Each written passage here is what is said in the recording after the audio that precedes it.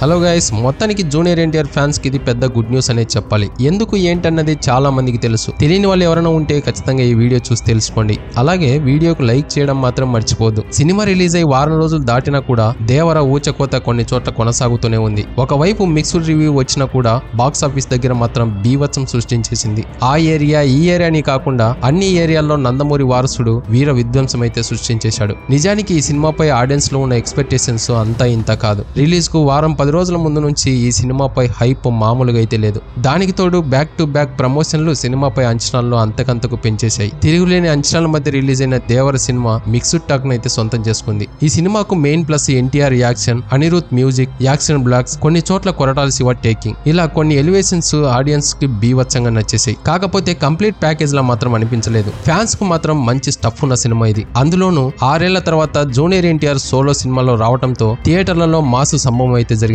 Weekend లో మాత్రమే కాదు, వీక్ డేస్ లో కూడా ఈ సినిమా దుమ్ము రేపుతోంది. కేవలం వారం రోజుల్లోనే 405 కోట్లకు పైగా గ్రాస్ కలెక్షన్లు అయితే రాబట్టేసింది. ఇది ఇలా ఉంటే ఈ సినిమాలో దావూది సాంగ్ ను సెకండ్ హాఫ్ లో అయితే యాడ్ చేశారు. నిజానికి ఈ పార్ట్ ను రిలీజ్ కు ముందే టైటిల్ కార్డ్ పడే ముందు యాడ్ చేద్దామని అనుకున్నారు. కానీ కొన్ని కారణాల వల్ల అయితే ఆపేశారు. ఇప్పుడు సెకండ్ హాఫ్ లో ఈ పార్ట్ ను అయితే యాడ్ చేసేశారు. దీంతో పాటు ఒక చిన్న సీన్ ను కూడా యాడ్ చేశారు. సో ఇది గైస్, మరి దేవర సినిమా చూసిన తర్వాత మీకేమనిపించిందో తప్పకుండా కామెంట్ చేయండి. ఇలాంటి మరొక ఇంట్రెస్టింగ్ అప్డేట్ తో ఇంకో వీడియోలో కలుద్దాం. అంతవరకు మన ఛానల్ ని సబ్స్క్రైబ్ అయితే చేసి పెట్టుకోండి. Thank you for watching. జై హింద్.